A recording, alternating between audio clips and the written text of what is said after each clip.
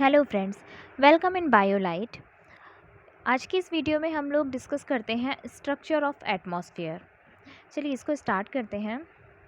देखिए जो एटमॉस्फेयर है वो चार जोन इसमें होते हैं। कह सकते हैं कि जो एटमॉस्फेयर है जो स्ट्रक्चर है एटमॉस्फेयर का, इसमें 4 लेयर या 4 जोन होते हैं। ये देखते हैं।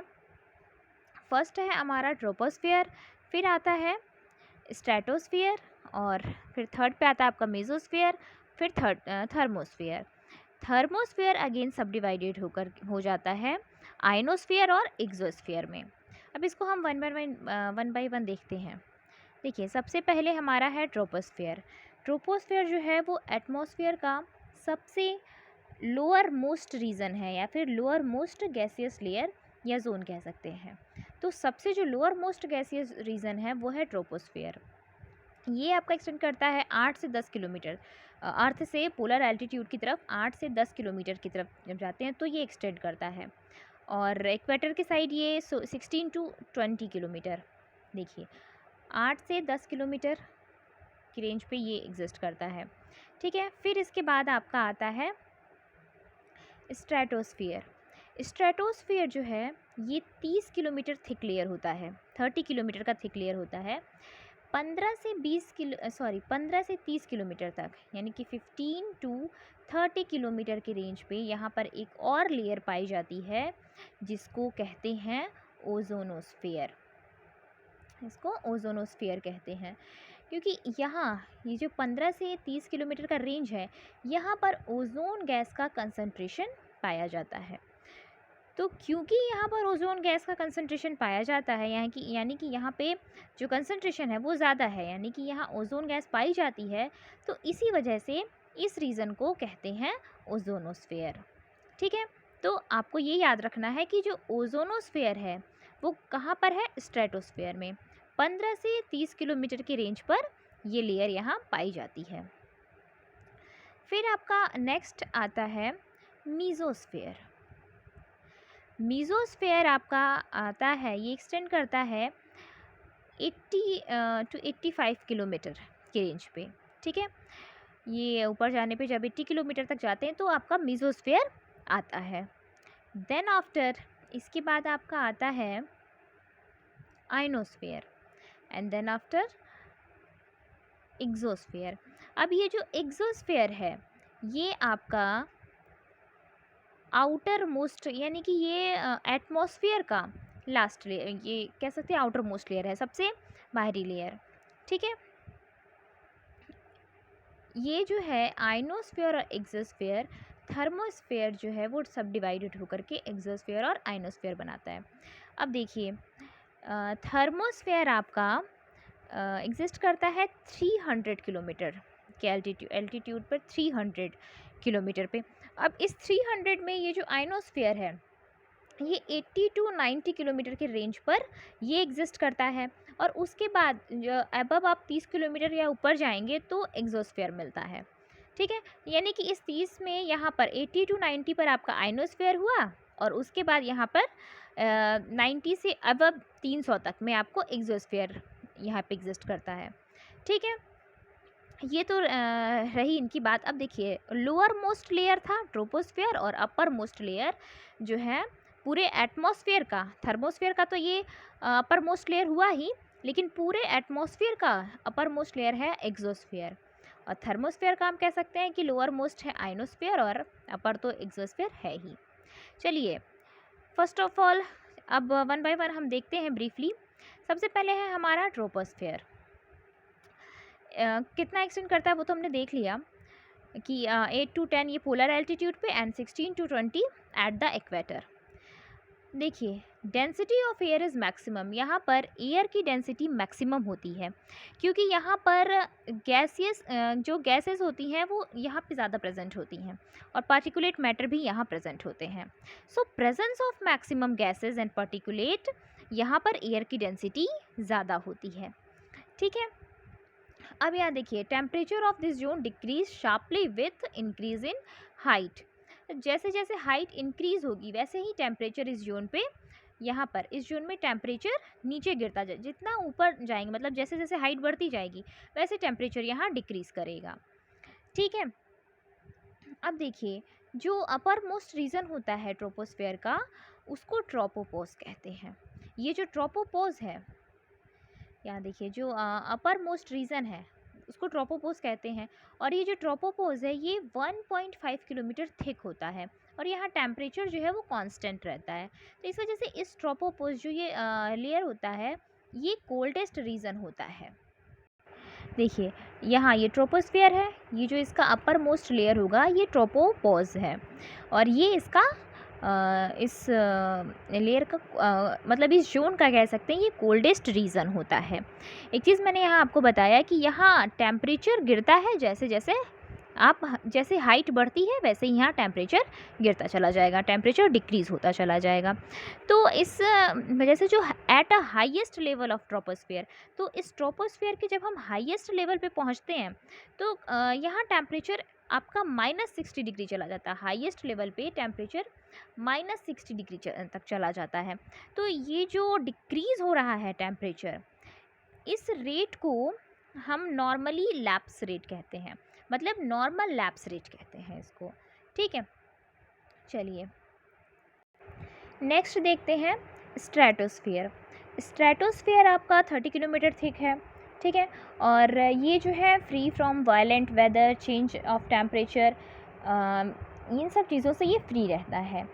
ठीक है, अब देखिए जो कुछ लोग मानते हैं कि कह सकते हैं अकॉर्डिंग टू सम वर्कर्स, कुछ वर्कर्स के अकॉर्डिंग ये जो स्ट्रेटोस्फियर है ये आइसोथर्मल टाइप होता है। आइसोथर्मल मतलब कि यहाँ पर टेम्परेचर वगैरह चेंज नहीं होता है, यानी कि अगर हाइट बढ़े तो टेम्परेचर गिरे, ऐसा यहाँ पे टेम्परेचर नहीं चेंज होता है, आइसोथर्मल है, टेम्परेचर में कोई चेंजिंग नहीं आती है। बट कुछ लोग कहते हैं कि यहाँ पर जैसे जैसे हाइट बढ़ती है वैसे वैसे वैसे टेम्परेचर भी इंक्रीज़ करता है। ठीक है, ये चीज़ यहाँ पे है। अब देखिए जो लोअर मोस्ट लेयर है स्ट्रेटोस्फियर का, लोअर मोस्ट यानी कि यहाँ पर ये 30 किलोमीटर तक ठीक तो ये होता है। ठीक, सॉरी, यस 30 किलोमीटर थिक तो ये होता है। अब यहाँ पर देखिए यही 15 से 30 किलोमीटर के रेंज में यहाँ ओजोन लेयर पाई जाती है, तो इस वजह से इसको इस लेयर को ओजोनस्फीयर भी कहते हैं। अब देखिए ओजोन क्या है, ओजोन जो है ट्राई एटॉमिक आइसोटोप होता है ऑक्सीजन का। ठीक है, या फिर try atomic form of oxygen इसको कह सकते हैं। ठीक है, ये बनता कैसे है, मॉलिक्यूलर ऑक्सीजन और एटमॉस्फेरिक ऑक्सीजन जब मिलते हैं तो फिर ये आपका ओजोन का फॉर्मेशन होता है। और डिप्लीशन कैसे होगा, जब ये ब्रेक डाउन हो जाएंगे। ये ब्रेक डाउन होंगे कैसे, मोस्टली जो हेलोजिनेटेड गैसेस हैं जैसे क्लोरोफ्लोरोकार्बन है, हेलोजन्स है, इन सब से। ये एक अलग टॉपिक है ओजोन, हम इसको सेपरेट वीडियो में ही इसके बारे में आप डिस्कस कर सकते हैं। चलिए यहाँ पर इसकी बात हो गई कि ये जो ओजोन लेयर है ये बहुत इम्पॉर्टेंट लेयर है। अभी फ़िलहाल इसका डिप्लीशन भी हो रहा है जो कि ह्यूमंस के लिए बहुत हार्मफुल है। चलिए जो अपर लिमिट होता है स्ट्रेटोस्फियर का, इसको कहते हैं स्ट्रेटोपॉज। यहाँ पर देखिए जो स्ट्रेटोस्फियर है इसकी जो अपर लिमिट होगी इसको कहेंगे स्ट्रेटोपॉज। ठीक है, चलिए नेक्स्ट है हमारा मीज़ोस्फीयर। मीज़ोस्फीयर आपका एक्सटेंड करता है, ये जो मीज़ोस्फीयर है ये स्ट्रेटोस्फीयर के जस्ट ऊपर और थर्मोस्फीयर के जस्ट नीचे की लेयर होती है। ठीक है, आप यहाँ देख सकते हैं स्ट्रेटोस्फीयर के जस्ट ऊपर और थर्मोस्फीयर के जस्ट नीचे जो जोन है ये मीज़ोस्फीयर है। अब ये जो है एक्सटेंड करता है 50 to 85 किलोमीटर के रेंज पे। ठीक है, और यहाँ पर अब क्या होता है कि जो टेम्परेचर है वो हाइट, जैसे आपकी हाइट बढ़ेगी वैसे ही यहाँ पर टेम्परेचर जो है डिक्रीज़ होने लगता है। ठीक है, टेम्परेचर अब देखिए यहाँ पर ट्रोपोस्फेयर में ये चीज़ हो रही थी कि यहाँ पर जैसे जैसे हाइट जितना ऊंचाई पर जाएंगे वहाँ टेम्परेचर डिक्रीज़ होगा। स्ट्रेटोस्फेयर में हाइट के अकॉर्डिंग टेम्परेचर जो है वो इंक्रीज़ कर रहा था। लेकिन मीज़ोस्फीयर में अब यहाँ पर जो ये स्ट्रेटोस्फीयर का ये जो स्ट्रेटोपॉज है, यहाँ तक आके जो टेम्परेचर जो इंक्रीज़ हो रहा है वो यहाँ आके रुक जाता है। ये चीज़ यहाँ रुक जाती है, यानी कि अब टेम्परेचर हाइट के साथ साथ जैसे जैसे हाइट ऊपर जा रही है वैसे वैसे जो टेम्परेचर इंक्रीज़ कर रहा था वो चीज़ यहाँ रुक जाती है स्ट्रेटोपॉज के पास। अब मीज़ोस्फीयर में क्या होता है कि जैसे हाइट इंक्रीज़ करती है वैसे ही टेम्परेचर डिक्रीज़ करता है। ठीक है, तो temperature decrease with increasing the height, ये चीज़ फिर मीज़ोस्फीयर में हो रही है आपकी, ये चीज़ ध्यान रखिए।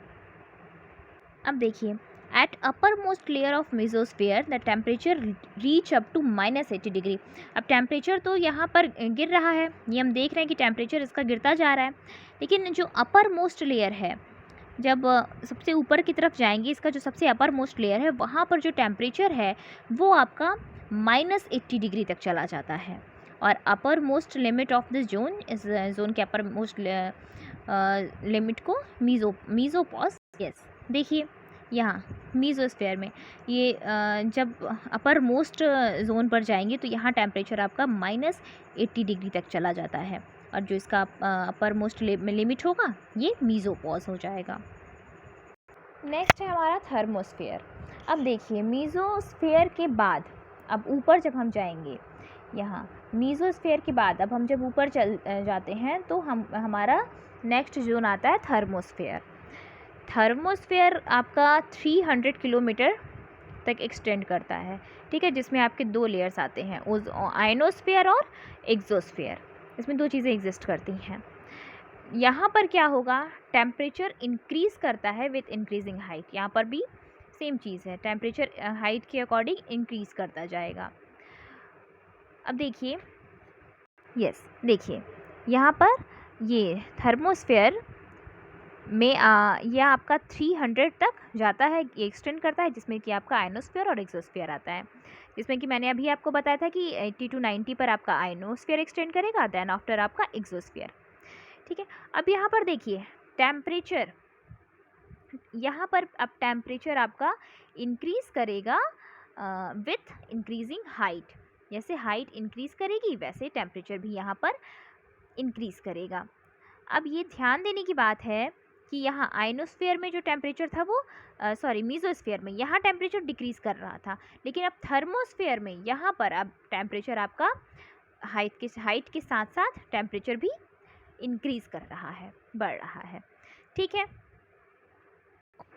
अब जो एस्टिमेटेड टेम्परेचर है, देखा गया है कि जो अपर लिमिट यानी कि एकदम टॉप मोस्ट पर जब जाते हैं तो जो टेम्परेचर है अपर लिमिट पे, वो टेम्परेचर यहाँ पर 1700 डिग्री सेल्सियस तक हो जाता है।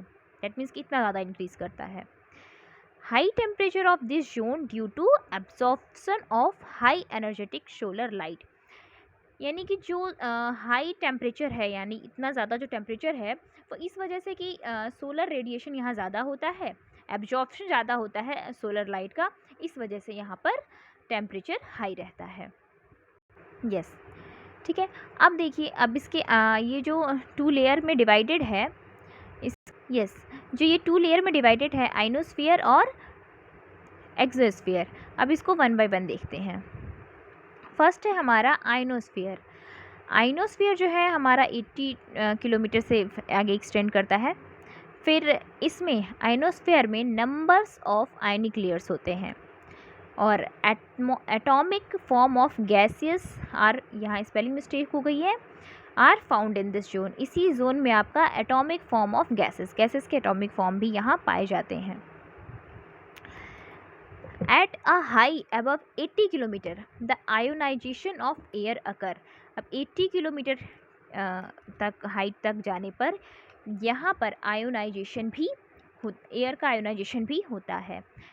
तो large number of electricity charge ion are formed. यहाँ पर लार्ज नंबर में जो चार्ज्ड आयन है वो यहाँ बनते हैं, इसी वजह से, क्योंकि आयोनाइजेशन होता है, इसी वजह से इस जोन को आयनोस्फीयर कहते हैं।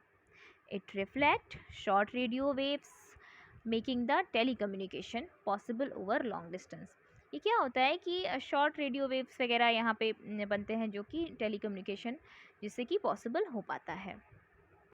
यस, हमने देखा कि जो आयनोस्फेयर था ये थर्मोस्फेयर का लोअर मोस्ट लेयर था, ठीक है, और 80 किलोमीटर तक ये एक्सटेंड कर रहा था। और हाइट यहाँ पर आयोनाइजेशन होता है, यानी कि चार्ज्ड आयन यहाँ बनते हैं, तो इसी वजह से इस लेयर को आयनोस्फेयर कहा जाता है, ठीक है। इसके बाद है एक्सोस्फेयर। अब इट एग्जिस्ट बियॉन्ड 30 किलोमीटर। अब आप देखिए यहाँ पर ये 300 किलोमीटर उसके बाद भी जो है वो यही लेयर एग्जिस्ट करती है, ठीक है। यहाँ जो डेंसिटी है एयर की इन this zone is very low. Air की डेंसिटी इस जोन में बहुत लो है। यहाँ हाइड्रोजन और हीलियम आर मेन एलिमेंट। इस जोन के हाइड्रोजन और हीलियम ये दो इस जोन के मेन एलिमेंट हैं। अब यहाँ पर देखिए हीलियम का अबंडेंस यहाँ ज़्यादा है। यहाँ जो एलिमेंट है हीलियम, इसका अमाउंट यहाँ बहुत ज़्यादा है, इसी वजह से इस जोन को हीलियम जोन भी कहा जाता है। ये इंपॉर्टेंट पॉइंट है कि यहाँ पर due to abundance of helium this zone is known as helium zone. तो ये हमने देखा कि यहाँ पर जो थर्मोस्फेयर का आउटर मोस्ट लेयर है एक्सोस्फेयर, ये थर्मोस्फेयर का तो आउटर मोस्ट है ही, लेकिन पूरे एटमॉस्फेयर का भी ये आउटर मोस्ट लेयर है, ठीक है। और यहाँ पर हीलियम का एबंडेंस ज़्यादा है, इसलिए इस लेयर को हीलियम जोन भी कहते हैं। एक चीज़ और कि यहाँ पर ओजोन और वाटर वेपर जो है कम्प्लीटली यहाँ एब्सेंट होता है, ठीक है। तो ये कुछ बात हो गई, कुछ मेन जो पॉइंट है उसको हम फिगर आउट कर लेते हैं। देखिए जैसे कि जो हमारा ट्रोपोस्फियर था, यस, ये जो ट्रोपोस्फियर था हमारा, इसका क्या खास बात है कि इसमें यहाँ पर ये बहुत इम्पॉर्टेंट इसलिए था क्योंकि यहाँ जो है ये इसलिए इम्पॉर्टेंट था क्योंकि यहाँ पर जो वेदर फिनोमेना है, जैसे आपका रेनफॉल हो गया, फॉग हो गया, क्लाउड का बनना, थंडर, लाइटनिंग, स्टॉर्म फॉर्मेशन, ये जितनी भी जो वेदर फिनोमेना है ये सब यहाँ से होती हैं, ठीक है। हम कह सकते हैं कि weather phenomena are take place in this layer. तो इस वजह से ये जो लेयर है ये इम्पॉर्टेंट है। तो ये एक इसका इम्पॉर्टेंट है। आई थिंक मैं ये बताना भूल गई थी कि ट्रोपोस्फेयर ये मतलब एग्जिस्ट कहाँ करता है, और इसकी एक ये ख़ास बात हो गई कि जो वेदर फिनोमेना है वो यहाँ से कंडक्ट होता है। और दूसरी चीज़ कि टेम्परेचर आप याद रखिए कि कहाँ इंक्रीज़ हो रहा है, कहाँ डिक्रीज़ हो रहा है। तो टेम्परेचर जो यहाँ ये ट्रोपोस्फेयर में आपका डिक्रीज़ हो रहा था हाइट बढ़ने के साथ, और वहीं स्ट्रेटोस्फेयर, ये आप ऐसे याद रखेंगे कि ये एक ओजोनोस्फेयर, मतलब ओजोनोस्फेयर आपका इसी स्ट्रेटोस्फेयर में पाया जा रहा है, और यहाँ पर टेम्परेचर जो है वो हाइट के साथ साथ इंक्रीज़ कर रहा है, और यहाँ पर ओजोनोस्फेयर है। मीज़ोस्फेयर में फिर आपका जो टेम्परेचर है वो डिक्रीज़ कर रहा है हाइट के साथ साथ, ठीक। और थर्मोस्फेयर में फिर यहाँ पर टेम्परेचर जो है आपका हाइट के साथ इंक्रीज़ कर रहा है। थर्मोस्फेयर में आपका आयनोस्फेयर और एक्सोस्फेयर ये दोनों आ रहे हैं। एक्सोस्फेयर तो आउटर मोस्ट हो गया, और आयनोस्फेयर में आपका आयन्स का फॉर्मेशन होता है, ठीक है। तो ये कुछ मेन चीज़ें थी जिसको कि आप फिगर आउट कर सकते थे। अगर आपको कोई भी प्रॉब्लम हो, कोई परेशानी हो, तो आप कमेंट बॉक्स में ज़रूर कमेंट करिएगा। और अगर आपको ये वीडियो अच्छा लगे तो आप इसे लाइक, शेयर और सब्सक्राइब ज़रूर करिएगा। Thank you so much.